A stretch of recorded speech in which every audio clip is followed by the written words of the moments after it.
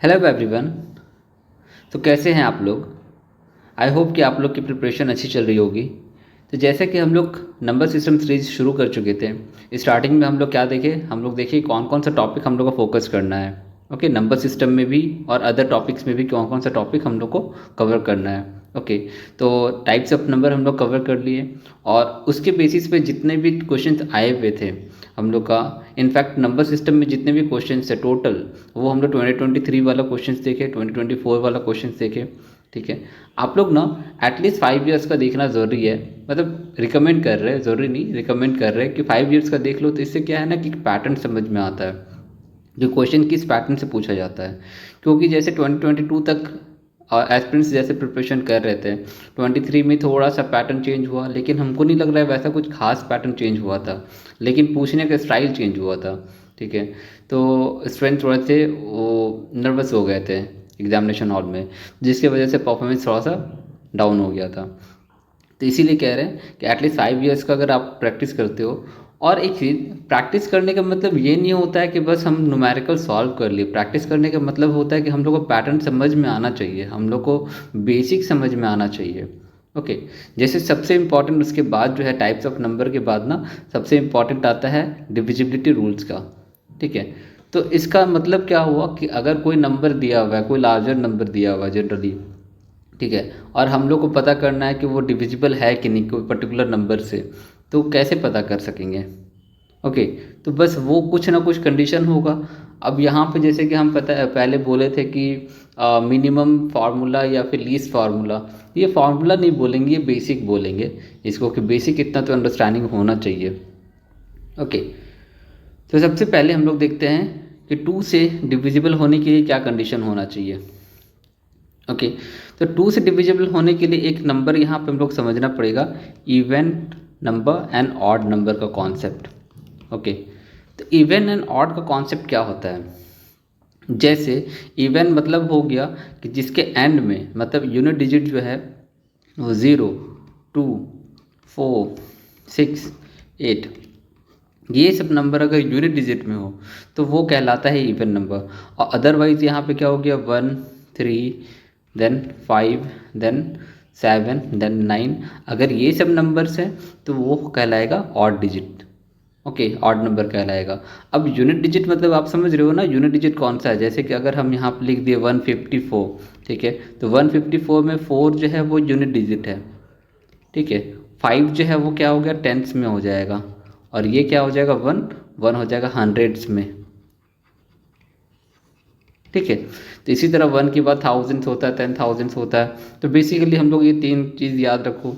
Okay, और ये सब क्या है ना एक्सपैंडेड फॉर्म में भी यूज़ होता है। हम पिछले लेक्चर में, पिछले सेशन में भी बताया था कि एक्सपैंडेड फॉर्म का कैसे यूज़ करना है, खास करके इस टॉपिक में डिविजिबिलिटी वाला जो टॉपिक होगा ना, उसमें एक्सपैंडेड का बहुत यूज़ है।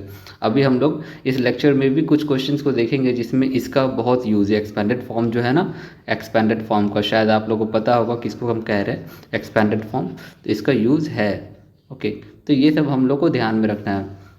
तो हम क्या बताएं कि इवन नंबर किसको कहते हैं, जिसके लास्ट में क्या होगा, 0 होगा, 1 होगा, सॉरी 0 होगा, 2 होगा, 4 होगा, 6 होगा, 8 होगा, ये सब नंबर अगर होगा ये लास्ट में, डैट मीन्स यूनिट डिजिट में, तो वो कहलाता है इवन नंबर। ओके, अगर इवन नंबर होगा that means that is divisible by 2। Okay, for example अगर हम लिख देते हैं 2, 7, 5, 9, 1, 3, 7, 2। ओके, तो डजेंट मैटर कि यहाँ पे ऑड नंबर है, ये कोई मैटर नहीं करता है। मैटर करता है यहाँ पे क्या है। ओके, यूनिट डिजिट में क्या है ये मैटर करता है, अदर अदर प्लेसेस में कोई मैटर नहीं करता है कि ऑड है, इवन है, क्या है, कोई मैटर नहीं करता। That means this is divisible by 2। Okay, for example और कुछ ले लेते हैं यहाँ पे, से 1, 0, 0, 0, 0 इस तरह करके 2 लिख देते हैं, या 4 लिख देते हैं यहाँ पे। ठीक है, तो ये भी डिविजिबल होगा। क्यों, क्योंकि लास्ट में जो है वो इवन नंबर है। ओके, तो आपको समझ में आ गया कि यहाँ 2 के लिए क्या कंडीशन होता है। 2 के लिए सिर्फ एक ही कंडीशन है कि इवन नंबर होना चाहिए। राइट, चलो अब नेक्स्ट देखते हैं।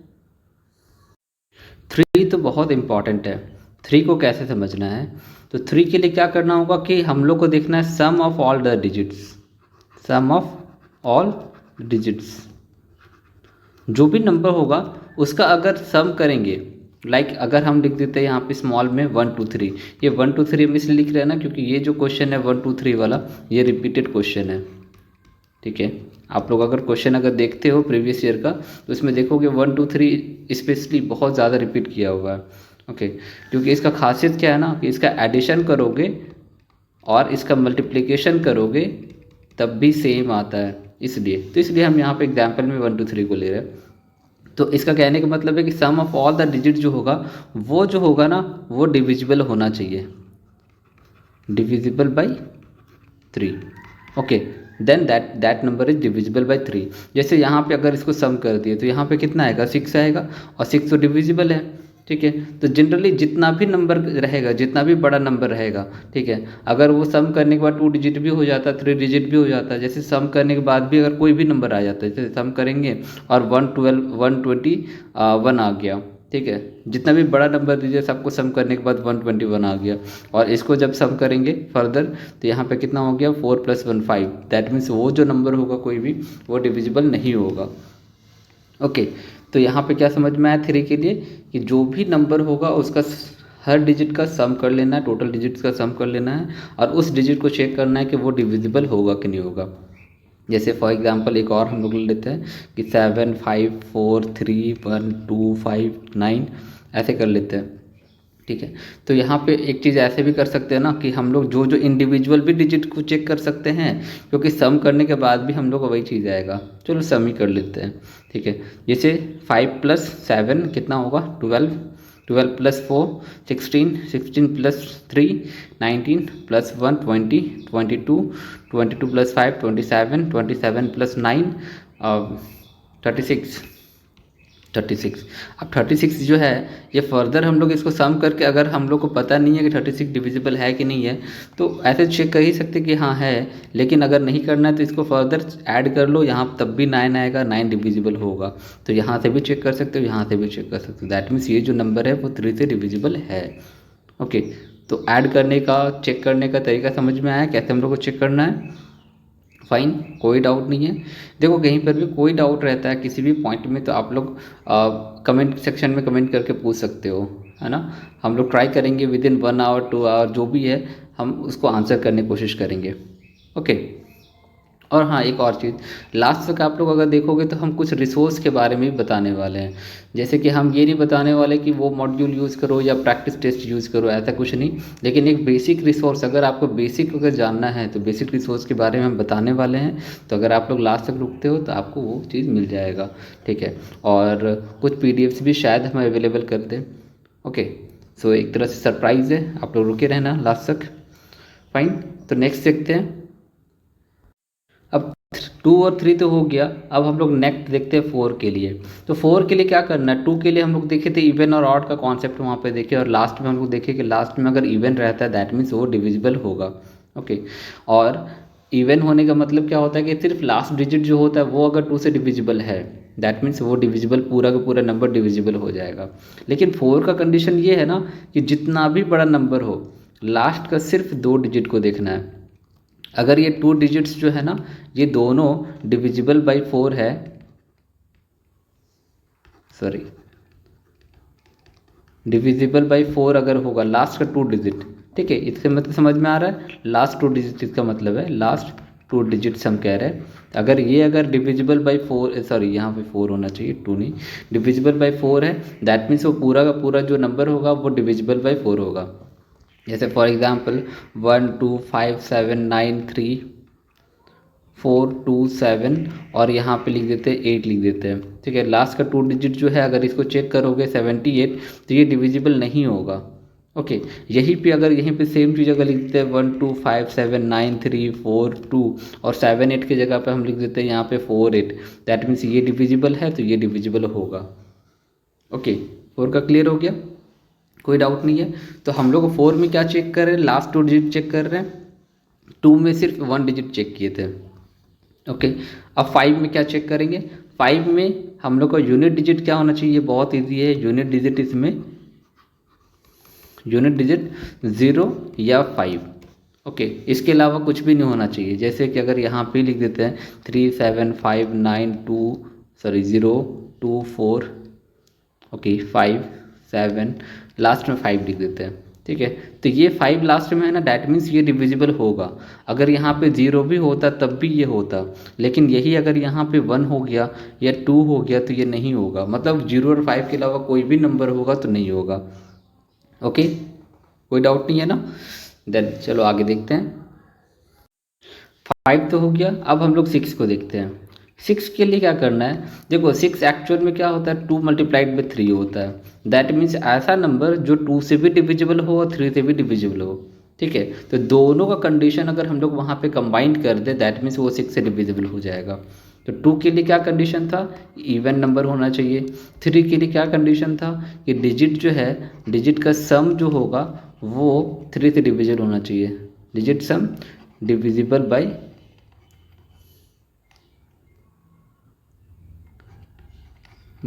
3। ओके, तो अगर ये दोनों कंडीशन सेटिस्फाई कर जाता है किसी एक नंबर में तो वो 6 से डिविजिबल हो जाएगा। तो इसका मतलब ये समझ में आ गया कि वो जो भी नंबर होगा वो तो पक्का है कि वो इवन ही होगा, ऑड नंबर कभी नहीं होगा। ठीक है, और उसके बाद उसको सम भी करना है। जैसे फॉर एग्जांपल 1 7 5 9 3 2 रैंडम ही दे रहे हैं, तो यहाँ पे ये दोनों का सम हो गया 8, 8 + 5 13, 13 + 9 22, राइट। 22 + 5 20, ये सम कितना हो जाएगा 27। ओके, तो 27 होगा, लेकिन ये नंबर जो है वो नंबर तो इवन है ना, नंबर इवन है और साथ में 27 हो रहा है, दैट मीन्स 3 से डिविजिबल हो रहा है। दैट मीन्स ये जो नंबर है वो 6 से डिविजिबल हो जाएगा। ओके, इवन भी हो रहा है, 3 से डिविजिबल भी हो जा रहा है, दैट मीन्स ये 6 से डिविजिबल हो जाएगा। ओके, क्लियर हो गया। अब 7 के लिए देखो, 7 के लिए देखो दो चीज़ के लिए, 7 और 13 के लिए थोड़ा सा मतलब कंडीशन है, तो जो थोड़ा सा हम लोगों से चेक करना पड़ता है। 7 के लिए क्या कहा जाता है ना कि लास्ट का जो डिजिट है दैट मीन्स यूनिट डिजिट है। हम यहाँ पे कंडीशन लिख देते हैं, यूनिट डिजिट को मल्टीप्लाइड बाई 2 कर दो। ठीक है, जो भी नंबर रहेगा, जितना भी बड़ा नंबर रहेगा, तो यूनिट डिजिट को मल्टीप्लाइड बाई 2 कर दो। देन क्या करना है कि जो बाकी बचा हुआ नंबर है, ठीक है, उसको सब्ट्रैक्ट कर देना है, सब्ट्रैक्ट विथ रेस्ट नंबर। ठीक है, अब चेक करो यहाँ डिविजिबिलिटी।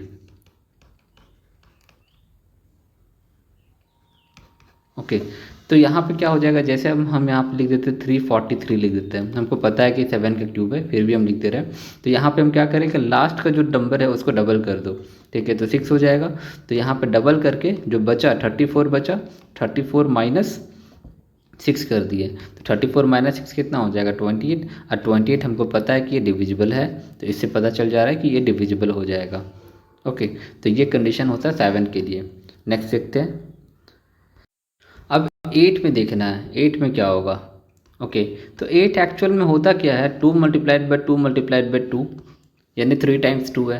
तो 2 के लिए क्या करते थे, सिर्फ यूनिट देख देते हैं। ठीक है, अगर 2 2 मिला दिए यानी 4 हो गया, तो 2 2 के लिए 2 डिजिट्स देख देते हैं।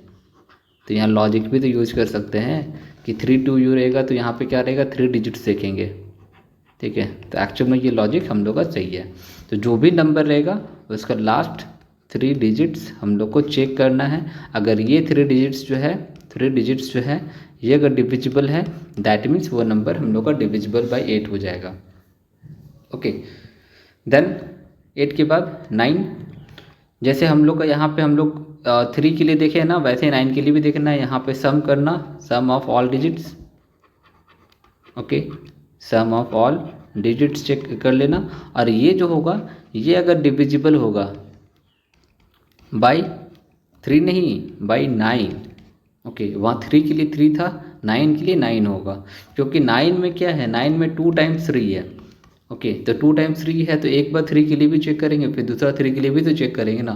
तो दोनों को कंबाइन करने का मतलब हो गया कि हम लोग 9 से चेक करेंगे। ओके, अब 10 के लिए तो बताना कोई ज़रूरी नहीं है, हर बच्चा जानता है 10 के लिए लास्ट में सिर्फ 0 चेक करना है। ओके, नाउ हम लोग को 11 के लिए देखेंगे और 13 के लिए देखेंगे। ओके, यहाँ तक कोई भी कन्फ्यूज़न है तो आप लोग बताएं।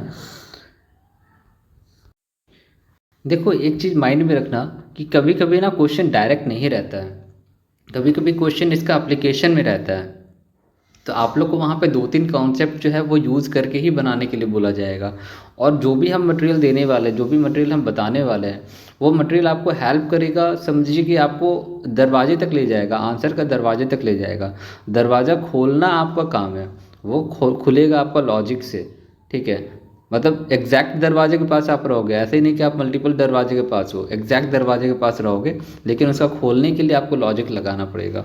हम कुछ क्वेश्चंस वैसे भी दिखा सकते हैं कि जो डायरेक्ट क्वेश्चन रहेगा, जो आपको हम बेसिक बुक्स बता रहे क्लास 6 और क्लास 7 का ये सब का, तो आप उससे भी सॉल्व कर सकते हो। लेकिन कहीं कहीं पे यूपीएससी थोड़ा सा गेम खेलता है, वो लास्ट लाइन जो यूज़ करता है ना कि हमको इतना चीज़ चाहिए, वो चीज़ चाहिए, या फिर कुछ ऐसा भी क्वेश्चन वो घुमा के दे देता है कंडीशंस वाला, कि वहाँ पे हम लोग को लॉजिक लगाना पड़ता है। वो चीज़ हम लोग क्लास 6-7 में या कोई भी प्रैक्टिस टेस्ट में नहीं मिलेगा। और इनफैक्ट देखिए, कोई भी कोचिंग्स का जो प्रैक्टिस टेस्ट होता है ना, उसका एक ही लॉजिक होता है कि हम लोग को डरा कर रखना, हम लोग टफ से टफ क्वेश्चन बनाना। तो वो लोग, कोई नहीं जानता कि यूपीएससी का पैटर्न एक्चुअल में कैसा रहता है, वो एक प्रैक्टिस करवा रहे हैं, ठीक है। आप लोगों को प्रैक्टिस करना है, नो डाउट, कोई इशू नहीं है, कर सकते हो। लेकिन अगर आप ये सोच रहे हो कि अगर हम किसी कोचिंग का प्रैक्टिस टेस्ट ज्वाइन करके हमको एग्जैक्ट हमको वो मतलब सी सेट हम क्वालिफाई कर लेंगे उसको करके, वो थोड़ा सा मतलब हम श्योर नहीं कह सकते हैं, क्योंकि वो आपको सिर्फ प्रैक्टिस करवाएगा। आप टाइम मैनेजमेंट बहुत अच्छा से होगा, नो डाउट उसमें, लेकिन अगर आप उसके भरोसे में सिर्फ जाओगे, आप पीवाईक्यू नहीं करोगे या पैटर्न नहीं समझोगे, बहुत मुश्किल है, फिर आप देख सकते हो। ओके, ये प्रैक्टिकल किया हुआ चीज़ है, इसीलिए बता रहे हैं, बाकी आपकी मर्ज़ी। सो नेक्स्ट 11 के लिए, 11 के लिए हम लोग को क्या चेक करना है कि जैसे कोई भी नंबर दिया हुआ है, जैसे नंबर्स है, ठीक है, हम बॉक्स बॉक्स करके बना रहे हैं कि बेटर रहेगा। तो नंबर्स में देखो, ये जैसे यहाँ पे 6 बॉक्स हम बना दिए, यानी 6 नंबर्स हो गए, सॉरी 6 डिजिट्स हो गए, 1 2 3 4 5 6 ऐसे करके नंबर्स हो गए, है ना, डिजिट्स हो गए अलग अलग। तो ये वाला जो प्लेस है वो कौन सा प्लेस कहलाएगा, हमेशा यूनिट से चेक करना, ठीक है। यहाँ से चेक मत करने लग जाना, यूनिट से चेक करोगे तो ये वाला ऑड प्लेस है, फिर ये वाला भी ऑड प्लेस होगा, ये वाला भी ऑड प्लेस हो जाएगा, ठीक है। क्योंकि अगर आप यहाँ से चेक करोगे ना, वैसे वही चीज़ होगा, एक ऑड एक इवन ही होगा, लेकिन फिर भी एक सिस्टम में ये होता है कि यूनिट डिजिट से चेक किया जाता है। तो जो रूल है वो रूल फॉलो करना ज़्यादा बेटर रहेगा। तो ये वाला ऑड वाला हो जाएगा, ठीक है, और ये वाला जो होगा ये इवन वाला हो जाएगा, ठीक है, इस साइड से चेक करने के लिए। तो यहाँ पे कहने का मतलब है कि ऑड वाले प्लेस का, ऑड प्लेस का सम करो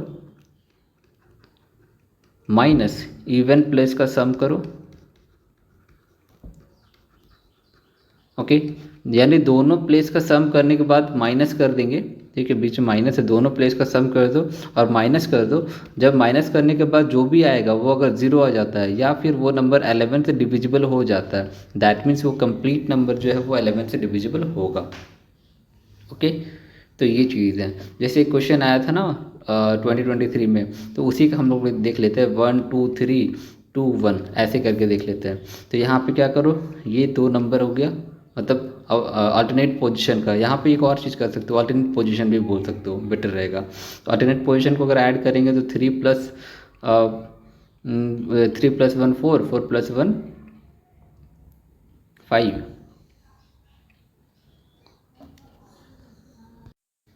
तो यहाँ पे ऐड करेंगे तो ये 5 हो जाएगा, और यहाँ पे 2 + 2 करेंगे तो 4 हो जाएगा, माइनस करेंगे तो ये 1 आ जा रहा है। तो 1 तो जीरो भी जीरो मतलब है नहीं, और 11 से भी डिविजिबल है नहीं, तो ये वाला नहीं होगा।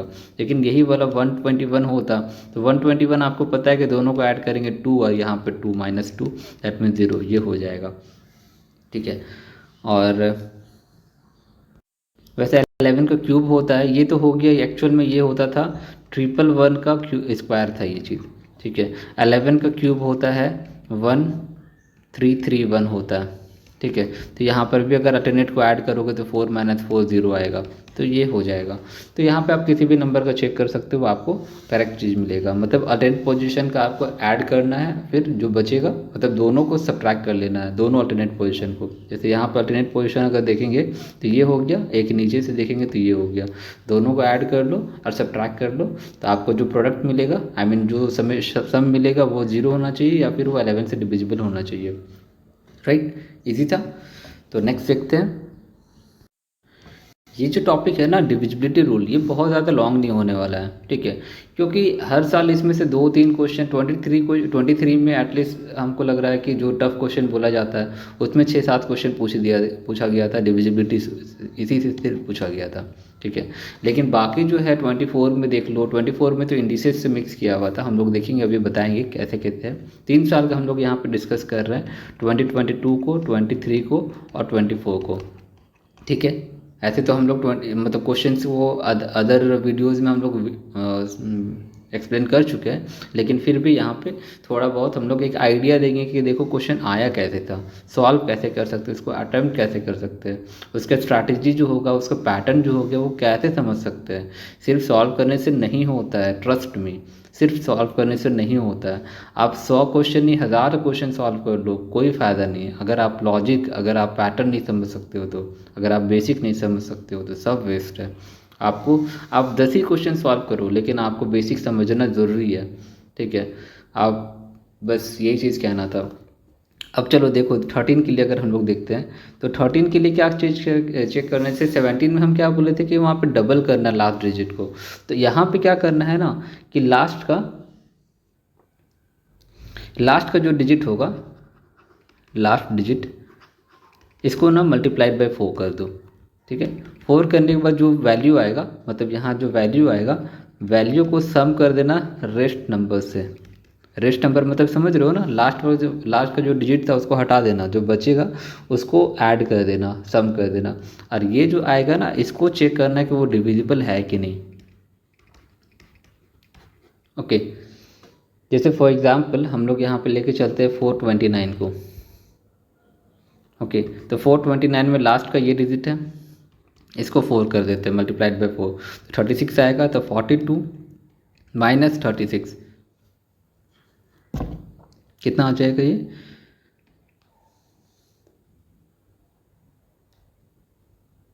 सॉरी ऐड करना था ना, हम सब ट्रैक कर रहे हैं, दोनों को ऐड करना है तो 78 आ जाएगा। 78, तो 78 जो है वो डिविजिबल होता है, दैट मीन्स ये नंबर जो है वो डिविजिबल हो जाएगा, ओके। तो ऐसे ही हम लोग को यहाँ पे समझना है। तो एग्जामिनेशन में देखो, एग्जामिनेशन में डायरेक्ट क्वेश्चन हमको लग रहा है कि 1-2 बार आया हुआ था, 21 में या 20 में एक क्वेश्चन आया हुआ था डायरेक्ट में, है ना। कोई नंबर दे दिया गया था, बीच में एक्स वाई करके यूज़ कर दिया गया था और उसको पूछा गया था, ठीक है, कि वो नंबर डिविजिबल है कि नहीं है। और भी क्वेश्चन हम लोग डिस्कस करने वाले हैं अभी, 1 बाय 1 देखते हैं कि वो सब है कि नहीं, कैसे क्वेश्चन आया था वो हम लोग को समझना है, ओके। अब जैसे इस क्वेश्चन को देखो, 2022 में आया हुआ क्वेश्चन है। इसमें क्या पूछा था कि how many 3 digit natural number without repetition of digits. Repetition of digits मतलब कि एक ही नंबर में, जैसे कि 111 ये रिपीटेशन कहलाता है, ठीक है। तो एक ही नंबर में रिपीटेशन नहीं होना चाहिए। Are there such that each digit is odd and number is divisible by 5। जितना भी डिजिट होगा, जैसे कि हम एग्जाम्पल में 153 लिख देते हैं, ठीक है। तो यहाँ पे जितने भी डिजिट्स हैं सबके सब ऑड है, लेकिन ये 5 से डिविजिबल नहीं है, लेकिन यही 135 लिख देते हैं तो ये डिविजिबल हो जाएगा। तो ऐसे ही हम लोग को नंबर यहाँ पे फाइंड करना है, ओके, कि जो 5 से डिविजिबल होगा। तो 5 से डिविजिबल का तो यहाँ पे कंडीशन हमको पता है कि 0 भी होना चाहिए और 5 भी होना चाहिए। अब यहाँ पे कंडीशन दे दिया कि हर डिजिट जो होगा वो ऑड ही होना चाहिए, तो 0 तो होगा नहीं, एक ही बार में कैंसिल हो गया। तो ये कंडीशन आपको पता होगा तभी ना आप सॉल्व करोगे। अगर आपको कंडीशन पता नहीं है, आप क्वेश्चन को रीड नहीं करोगे ठीक से, तो आप कैसे सॉल्व करोगे, ठीक है। बहुत कोई होते हैं ना, जल्दी में अगर सॉल्व करने के चक्कर में यहाँ पे सिर्फ डिविजिबिलिटी देख रहे हैं 5 का, तो इसको सॉल्व करने लग जाएंगे, तो उनका भी रॉन्ग हो जाएगा। तो इसलिए बोल रहे हैं कि क्वेश्चन को अच्छे से पढ़ना ज़रूरी है, ओके। तो यहाँ पे फिर कैसे सॉल्व करेंगे। अगर यहाँ पे 3 डिजिट नंबर के बारे में बोला जा रहा है कि सबके सब ऑड होना चाहिए और डिविजिबल बाई 5 होना चाहिए, तो मेरा कहने का मतलब है ना कि एक सेक्वेंस में चलो। ऐसे ही कि रैंडम नंबर सोचने लग जाओ, कभी नहीं। रैंडम नंबर सोचोगे ना तो बीच का नंबर छूट जाता है। तो आप एक सेक्वेंस में चलो। जैसे स्टार्टिंग अगर हम लोग करते हैं, जब हम स्टार्ट करें 1 से, ठीक है, सेकंड क्या हो जाएगा 3, उसके बाद लास्ट में 5। लास्ट का प्लेस जो है वो 5 ही होगा, 5 और 0 होना चाहिए ना, तो 5 ही होगा और कुछ नहीं होगा, ठीक है। बाकी ये चेंज हो जाएगा फर्स्ट सेकंड का। 1 3 हो गया, फिर 1 7 हो सकता है, 5 तो होगा नहीं क्योंकि रिपीटेशन अलाउड नहीं है, ओके। देन 1 9 हो सकता है, ओके। 3 5 होता था, 5 होगा नहीं, 7 9 हो गया। देन 2 होगा नहीं क्योंकि 2 तो इवन है। देन 3 होगा, 3 1 5 हो जाएगा।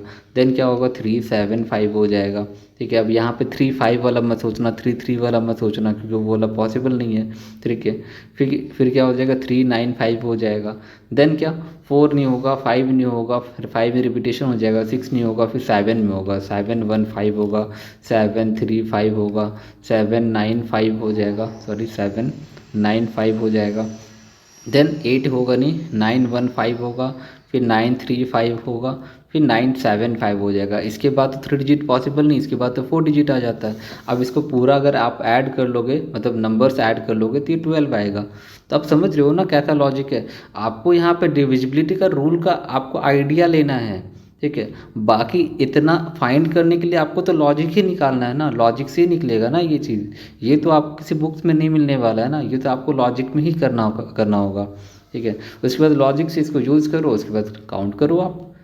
ओके, इजी था, बहुत ज़्यादा डिफिकल्ट तो नहीं था, राइट ना। चलो नेक्स्ट देखते हैं।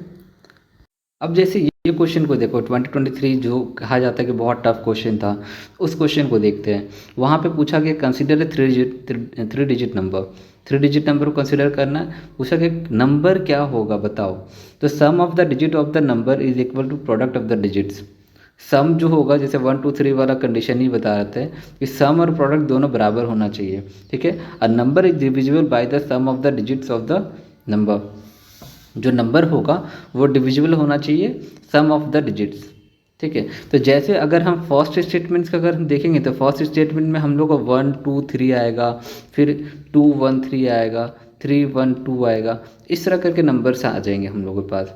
ठीक है, जैसे 1 2 3 हो गया, 3 1 2, अच्छा यहाँ पे हमको इसका लेना चाहिए था 1 3 2 लेना चाहिए, 2 3 1 लेना चाहिए, और 3 2 1 लेना चाहिए। 6 डिजिट्स पॉसिबल है, मतलब 6 नंबर्स पॉसिबल है।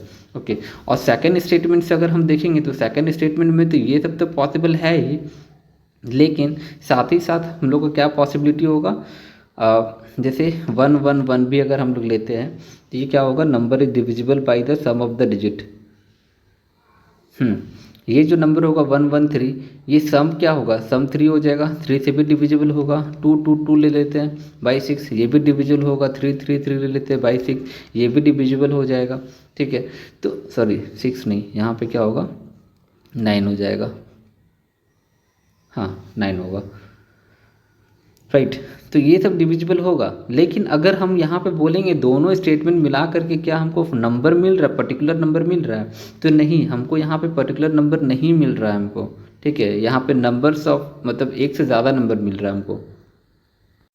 तो इसका मतलब ये हो गया कि अगर हम लोग दोनों स्टेटमेंट यूज भी कर लेंगे ना, तो भी हमको नंबर नहीं फाइंड कर पाएंगे, राइट। क्योंकि सेकंड स्टेटमेंट में ये पूरा का पूरा नंबर आ रहा है, जितने भी नंबर से सब आ रहे हैं, फर्स्ट वाले में सिर्फ ये नंबर्स आ रहे हैं। तो कैसे हम निकालेंगे नंबर्स यहाँ पे कौन सा होगा।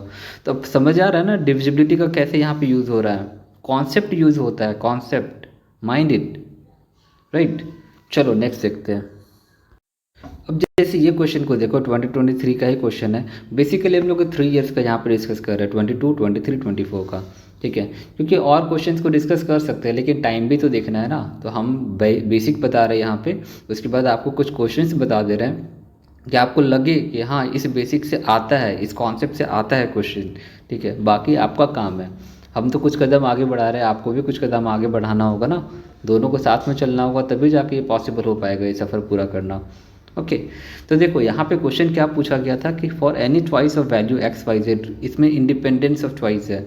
ठीक है, कि कोई भी आप एक्स वाई जेड चूज़ करो, the 6 digit number form x y z, ये किससे डिविजिबल होगा।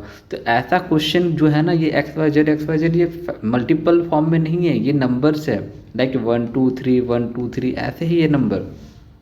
ओके, तो इसको हमेशा हम शायद इसको हम सेपरेट वीडियो में भी एक्सप्लेन किए हुए हैं। तो एक्सपैंडेड फॉर्म में ही यूज़ करना है इसको। एक्सपैंडेड फॉर्म मतलब समझ लो, एक्सपैंडेड फॉर्म मतलब होता है 1 2 3 को क्या लिखोगे, 100 + 20 + 3। आपको अपना बचपन याद आ रहा होगा कि ऐसे हम लोग लिखते थे। तो वैसे ही इसको हम लोग कैसे लिखेंगे, सोचो ना आप, इसको कैसे लिखेंगे, x × 1 और कितना 0, 5 0 2 3 4 5 प्लस y × 4 0। ठीक है, z × 3 0। Okay, then x × 2 0, then y × 1 0, sorry यहाँ पे प्लस है, और यहाँ पे z होगा। तो इसको फिर कैसे सॉल्व करेंगे, इसमें फर्दर x वाले को ऐड कर दो ना, तो x वाले को ऐड करेंगे तो यहाँ पे क्या लिखेंगे, x कॉमन ले लिए, यहाँ पे लिखेंगे 1 0 0 और लास्ट में यहाँ पे 1 आ जाएगा ना, तो ऐड करने पे तो 1 0 0 ऐसे होगा। फिर प्लस y, फिर 1 0 0, फिर 1 0, फिर z, ठीक है। तो z में 1 0 0 1 होगा। अब यहाँ पे आप देखो कि ये 1 0 0 1 जो है ये तो कॉमन है ना, तो यहाँ पे 1 0 0 1 तो कॉमन ले सकते हैं। अब यहाँ पे लिख सकते हो इसको कि x multiplied by 100 plus y multiplied by 10, okay, plus z, ऐसा हो जाएगा। तो अब हमको यहाँ पे चेक करना है, इसको ना चेक करना है, इसको तो हमको कुछ करना ही नहीं है, इसको छोड़ दो आप, इसको चेक करो 1001 को। तो 1001 को जब प्राइम फैक्टर करोगे 1001 को तो क्या होगा, ये 3 से, अब देखो 1001 है ना, यहाँ पे हम लोग क्या दिया हुआ था 7 11 और 13 दिया हुआ है, तो 3 से नहीं देखेंगे, 3 से तो वैसे भी देखेंगे तो 1 + 7 2 होता है, 3 से तो होगा ही नहीं, ठीक है। तो 1001 को हम लोग सबसे पहले 7 से देखेंगे। चाहो तो यहाँ पे 7 का भी ट्राई कर सकते हो कि 1 से 1 को मल्टीप्लाई कर दो, डबल कर दो, माइनस करोगे बाकी से तो 98 आ जाएगा, तो दैट मीन्स वो डिविजिबल होगा। तो यहाँ पे हमको दिख रहा है कि ऑप्शन में जब 7 11 और 13 दिया हुआ है तो डायरेक्ट प्राइम फैक्टर कर दो ना, बेटर रहेगा। सॉरी, तो यहाँ पे करेंगे तो क्या हो जाएगा 1 और 30, दैट मीन्स 4 और 3, 143 हो गया। देन ये क्या हो जाएगा 11 से करेंगे 13 हो जाएगा, दैट मीन्स 11 भी आ गया, 13 भी आ गया और 7 भी आ गया, तीनों के तीनों आ गया ना। तो ऐसे ही करना होता है।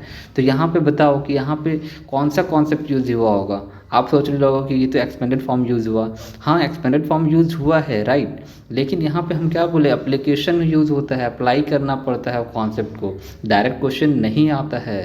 ट्रस्ट मी, डायरेक्ट क्वेश्चन शायद ही कभी कभी पूछेगा, और डायरेक्ट क्वेश्चन कभी पूछ भी देगा ना तो ऐसा क्वेश्चन पूछ देगा कि आपको लगेगा ये क्या क्वेश्चन पूछ दिया, मेरा तो कॉन्सेप्ट ही हिल गया। ओके, इसलिए बोल रहे हैं कि आपको बेसिक स्ट्रॉन्ग करना होगा। ओके, तो चलो नेक्स्ट देखते हैं। जैसे 23 का क्वेश्चन देखो, ये वाला क्या दिया हुआ था कि n is form by writing n 999 times. Okay, जैसे ये वाला क्वेश्चन भी डिस्कस किए कि 99 टाइम्स इस तरह करके ये कर लिख दो और 99 टाइम्स इसको ना 13 से डिवाइड करेंगे। अब यहाँ पे हम लोग क्या करना है, 13 का डिविजिबिलिटी नहीं चेक करेंगे क्योंकि हमको तो लास्ट का पता ही नहीं है ना। लास्ट का पता है मतलब 99 तो होगा, लास्ट में 99 तो होगा, तो उसको इतना बड़ा डिजिट को हम लोग नहीं कर सकते हैं। तो यहाँ पे पैटर्न ढूंढा जाता है, जो पैटर्न हम लोग डिस्कस किए हुए, अदर वीडियोज़ में भी डिस्कस किए हुए कि यहाँ पे डिवाइड करोगे ना, तो डिवाइड करने के बाद पता चलेगा कि ये 6 9 जो है ना, 6 टाइम्स 9 है, वो पूरा का पूरा डिवाइड हो जाता है, ठीक है। फर्दर यहाँ पे एक 0 आएगा, फिर फर्दर एक ही यही जो नंबर है ना वो रिपीट होने लगेगा, ठीक है। तो यानी आफ्टर 6 टाइम, आफ्टर 6 9 के बाद ये क्या होगा, फिर से रिपीट करेगा। यानी यहाँ पे पैटर्न जो होगा, जो पीरियड कह सकते हैं कि 6 से पूरा का पूरा डिवाइड हो जाएगा, फिर 6 आएगा, फिर 6 आएगा, इस तरह करके। तो यहाँ पे क्या करना है ना कि 99 को 6 से डिवाइड, सॉरी 99 को 6 से डिवाइड करेंगे, ठीक है। तो 6 से डिवाइड करेंगे तो हो जाएगा 1 और ये हो गया 39, 6 हो जाएगा, फिर यहाँ पे 36 यानी 3 आ जाएगा रिमाइंडर। तो 3 रिमाइंडर आ गया, मतलब कि जब डिवाइड करेंगे ना, इसको पूरा का पूरा डिवाइड करेंगे तो लास्ट में सिर्फ मेरे पास ये 39 ही बचेगा। ओके, अब ये 39 को जब सॉल्व करोगे तो आई थिंक यहाँ पे 11 ही आंसर आएगा, लास्ट में 11 ही बचेगा। जैसे 39 है ना, लास्ट में इसको डिवाइड करोगे तो हो गया कितना, 11 से करोगे तो ये, सॉरी 13 है ना, 13 से करोगे तो ये हो गया 7 बार में 91, देन 89, ये वाला 6 बार में करोगे तो हो जाएगा 78, ये 11 आ जाएगा, तो यही 11 बचेगा। तो ये पैटर्न आपको समझना होगा, कहाँ पे आपको डिविजिबिलिटी रूल यूज़ करना है, कहाँ पे आपको पैटर्न देखना है, वो तो आपको क्वेश्चन प्रैक्टिस करने से समझ में आएगा। और ये वाला जो टाइप है ना, ये बहुत बार रिपीट किया हुआ है, ट्रस्ट में ये बहुत बार रिपीट किया हुआ है, ठीक है। और अगर आपको विश्वास नहीं हो रहा है तो आप लोग अदर वीडियोज़ जो हम अपलोड कर चुके हैं ना नंबर सिस्टम का, 23 का जो फुल सॉल्व किए हुए, कंप्लीट 23 का सॉल्व किए हुए, I think 23 questions complete solve किए हुए, आप लोग उसको देख सकते हो, है ना। और जो इंडिविजुअल क्वेश्चंस है, पर्टिकुलर क्वेश्चंस, वो सब भी देख सकते हो, आपको क्लियर हो जाएगा कि ऐसा पैटर्न फॉलो होता है कि नहीं होता है। ज़रूरी नहीं इसमें इंडिसेस में फॉलो होता है, ठीक है। चार्ट्स एंड इंडिसेस वाला क्वेश्चन है, उसमें भी फॉलो होता है। ओके, तो ये सब आपको समझना है कि कैसे फॉलो होता है, कैसे नहीं होता है, राइट। और कुछ क्वेश्चन देखते हैं जिसमें लगेगा कि वो है डिविजिबिलिटी का, लेकिन वो ऐसा होता नहीं है, कंप्लीट नहीं होता, पार्शियली होता है। जैसे जो बोलते हैं रिपीटेशन के बारे में, क्वेश्चन रिपीटेशन के बारे में, देखो ये 2022 में क्वेश्चन पूछा हुआ था कि डिवाइडेड बाय 1261 और रिमाइंडर फाइंड करना है। यहाँ पे पूछा गया डिवाइडेड बाय 100 और रिमाइंडर फाइंड करना है 23 में। इससे ज़्यादा क्या रिपीटेशन चाहिए आपको, एग्जैक्ट क्वेश्चन ही रिपीट कर दिया गया। ठीक है, आप डिवाइड करो, यहाँ पे फाइंड करो, क्या होगा आंसर, और क्या रिपीटेशन चाहिए। ये है, ये डिविजिबिलिटी का नहीं आता, लेकिन ये कॉन्सेप्ट उसी से फॉलो हो रहा है कि यहाँ पे कैसे हम फाइंड कर सकते हैं। क्वेश्चन यहाँ पे एग्जैक्ट सेम आ रहा है, राइट। अब ये क्वेश्चन देखो 2023 का क्वेश्चन है, और एक ही क्वेश्चन पेपर में दोनों क्वेश्चन थोड़ा सिमिलर, मतलब डिफरेंट लग रहा है, लेकिन दोनों में सेम कॉन्सेप्ट यूज होने वाला है। ओके, जैसे इसमें पूछा हुआ है कि how many natural number are there which give a remainder 31 when 1 to 86 is divided by these natural number. ठीक है, रिमाइंडर 31 देगा और उस नंबर से, उस नेचुरल नंबर से डिवाइड करने पे 31 देगा।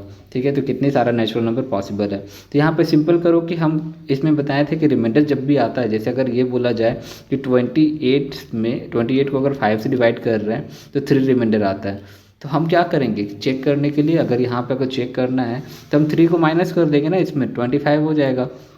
अब हम कह सकते हैं 25 जो है वो कम्प्लीटली 5 से डिविजिबल होगा। इसी तरह यहाँ पे 31 अगर रिमाइंडर आ रहा है तो 1186 में से 31 को माइनस कर देंगे तो हो जाएगा 1155। ओके, अब 1155 को क्या करो, प्राइम फैक्टराइजेशन करो। ओके, अब प्राइम फैक्टराइजेशन करने के बाद यहाँ पे जो भी फैक्टर्स आएंगे उस फैक्टर्स को अरेंज करना है। ठीक है, और सेम चीज़ यहाँ पर भी करना है, वही चीज़ यहाँ पर भी एक करना है कि x है, x को डिवाइड करना है 7x प्लस 96। ठीक है, और यहाँ पे ये तो डिवाइड हो जाएगा, लेकिन 96 को डिवाइड करने के लिए क्या करना होगा, 96 का प्राइम फैक्टराइजेशन करना होगा। अब जो भी फैक्टर्स आएंगे यहाँ पे, आई थिंक हमको यहाँ तक याद है 2 की पावर में 5 और 3 आता है। ठीक है, तो ये वाला जो भी प्राइम फैक्टर आया, इसको जब सेट करोगे ना कि कितने सारे फैक्टर्स हो सकते हैं, तो वही चीज़ यहाँ पर भी चेक करना है, वो चीज़ यहाँ पर भी चेक करना है। 23 का पेपर है, सेम क्वेश्चन दोनों मतलब एक ही पेपर में रिपीट किया हुआ है। ओके, तो आपको अगर यहाँ पे बेसिक पता है कि कैसे यहाँ पे चूज़ किया जाता है, कैसे यहाँ चेक किया जाता है, तो आप यहाँ पे कर सकते हो, इतना डिफ़िकल्ट नहीं होता है।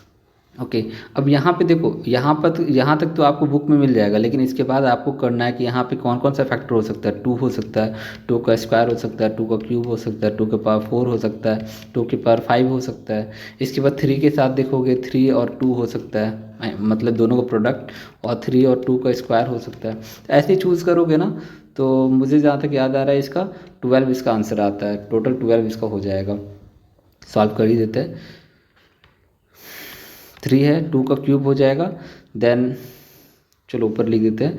3 है, 2 का 4 हो गया, और 3 है, 2 का 5 हो गया, और लास्ट में 3 भी हो गया, तो यहाँ पे तो 5 हो गया, यहाँ तक भी 5 हो गया, 10 हो गया, ये 11 हो गया, और लास्ट में ये वाला नंबर ओके 12 हो गया, तो 12 हो जाएगा।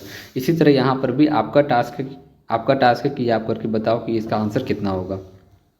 ओके, यहाँ तक कोई इशू नहीं होना चाहिए। ओके, 24 में देखते हैं 24 में कैसा क्वेश्चन था। एक्चुअली 24 में कंप्लीट डिविजिबिलिटी नहीं था, वो इंडिसेस का क्वेश्चन था, लेकिन उसमें डिविजिबिलिटी का भी हम लोग कॉन्सेप्ट लगाते हैं।